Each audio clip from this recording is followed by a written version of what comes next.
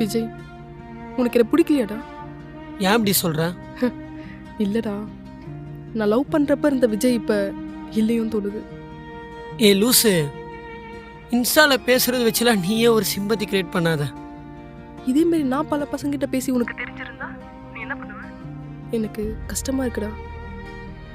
அந்த சேட்லாம் பார்க்குறப்போ எனக்கு செம்மையா கோவம் வருது என் மேல. ஒருவேளை நான் ஒழுங்கா இருந்திருந்தா நீ இன்னொரு பொண்ணை தேடி போயிருக்க மாட்டேன்னு தோணுதுடா. சாரிடி, ஏதோ விளையாட்டுக்கு பண்ணிட்டேன். இப்போ நான் உன்னை மன்னிச்சா கிரிஞ்சா நினைப்பேன். இதுக்கெல்லாம் சண்டை போறியான்னு. கிரிஞ்சாலாம் நினைக்கலடி.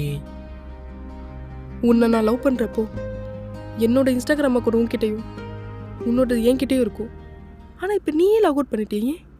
அப்படிலாம் இல்லடி. லவ் பண்ணுற பொண்ணை சந்தேகமாக பார்க்குற இந்த ஜென்சி கிட்ஸ் மத்தியில் நான் உன்னை உண்மையாக பார்க்குறேன். ஓ சூப்பர், செம்மையா பேச கற்றுக்கிட்டா. ஆனால் உன்னை வர வர எனக்கு பிடிக்கல.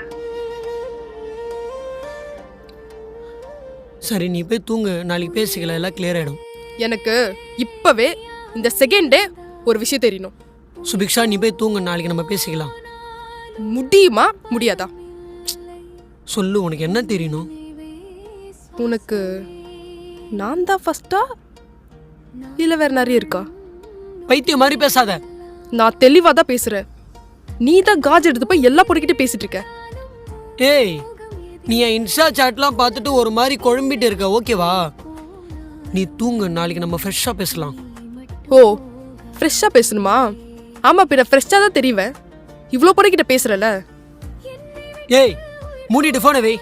நான் தான் சொல்கிறேன்ல, எல்லாம் விளையாட்டுக்கு பண்ணேன்னு. சும்மா தேவையில்லாதெல்லாம் பேசிகிட்டு இருக்க. இப்போ